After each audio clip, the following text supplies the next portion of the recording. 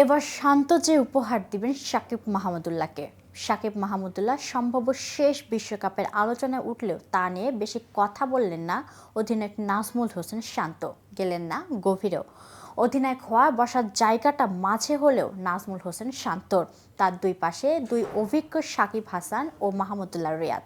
এ বিষয়ে বিস্তারিত জানাতে উষারবাণী স্পোর্টস থেকে আমি মিথিলা রয়েছি আপনাদের সাথে। সর্বশেষ দুটি টি-20 বিশ্বকাপ বাংলাদেশ অধিনায়ক ছিলেন সাকিব আল হাসান ও মাহমুদুল্লাহ রিয়াদ। বর্তমান অধিনায়ক পাশে সাবেক দুই অধিনায়ক। বিশ্বকাপের অফিসিয়াল ফটো সেশন আসন বিন্যাসটি এর চেয়ে ভালো হতে পারত না। অধিনায়ক হিসেবে প্রথম বিশ্বকাপ খেলতে যাচ্ছেন শান্ত, কিন্তু এই বিশ্ব আসরটি হয়ে যেতে পারে সাকিব ও মাহমুদুল্লাহ শেষ বিশ্বকাপ। কারো কাছে থেকে এমন ইঙ্গিত না মিললেও বয়স, দলের অবস্থা বিবেচনায় এমন ধারণা করা হচ্ছে। তেমন হলে সাকিব মাহমুদুল্লাহকে এবার কী দিতে চাইবে দল?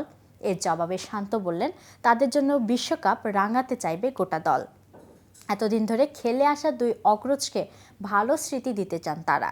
শান্তর ভাষায় যেটা উপহার হতে পারে সাকিব ও মাহমুদুল্লাহর জন্য। ওয়েস্ট ইন্ডিজ ও যুক্তরাষ্ট্রের অনুষ্ঠায় বিশ্বকাপে অংশ নিতে আজ রাত দেশ ছাড়বেন বাংলাদেশ। বিপক্ষে 3 ম্যাচের টি-20 সিরিজ খেলা ও কন্ডিশনের সঙ্গে মানিয়ে নিতে একটু আগেভাগেই যাওয়া শান্তদের।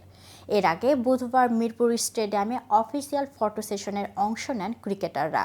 এরপর সংবাদ সম্মেলন, দল, বিশ্বকাপ প্রত্যাশা সহ আরও অনেক বিষয় নিয়ে কথা বলেন শান্ত। স্বভাবত বাংলাদেশ বিশ্বকাপ পরিকল্পনার বড় অংশ সাকিব ও মাহমুদুল্লাহ। অভিজ্ঞতার এ দুজনে সবচেয়ে এগিয়ে। সাকিব খেলতে যাচ্ছে নবম টি-20 বিশ্বকাপ। 2007 থেকে প্রতিটা আসরে খেলছেন তিনি। 2007 থেকে টানা 7টি বিশ্বকাপ খেলছেন মাহমুদুল্লাহ। 2021-এ টি-20 বিশ্বকাপের নেতৃত্ব থাকা অভিজ্ঞতা এই ক্রিকেটার পরের আসরে বাদ পড়েন। এই আসরে অধিনায়কত্ব করেন সাকিব। সাবেক দুই অধিনায়ক এবারের আসরে শান্তর অন্যতম ভরসার নাম।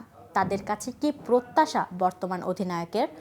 বাড়তি চরণে শান্তর বললেন, সাকিব ভাই, রিয়াদ ভাইয়ের কাছে থেকে বাড়তি বা অতিরিক্ত কিছু চায় না। ওনারা যেভাবে পারফর্ম করছে, যার ভূমিকা যেটি, তা করতে পারলে দল অবশ্যই লাভবান হবে। ওনাদের কাছে যে অভিজ্ঞতা আছে, এটা যদি প্রতিটি ক্রিকেটারদের মধ্যে ছড়িয়ে দেন, তাহলে আমাদের দলের যে ছোট ছোট জায়গাগুলোতে উন্নতি দরকার আছে, ওই জায়গাগুলো খুব ভালোভাবে অবস্থানে থাকবে। তো ভিউয়ার্স, এই সম্পর্কে আপনার কোনো মতামত থাকলে জানাতে পারেন কমেন্ট বক্সে। আর ভিডিওটি ভালো লাগলে লাইক, শেয়ার করতে ভুলবেন না। আজ এ পর্যন্ত। এতক্ষণ সাথে থাকার জন্য ধন্যবাদ। নিত্য নতুন খেলার আপডেট পেতে উষাবাণী স্পোর্টসের সাথেই থাকুন।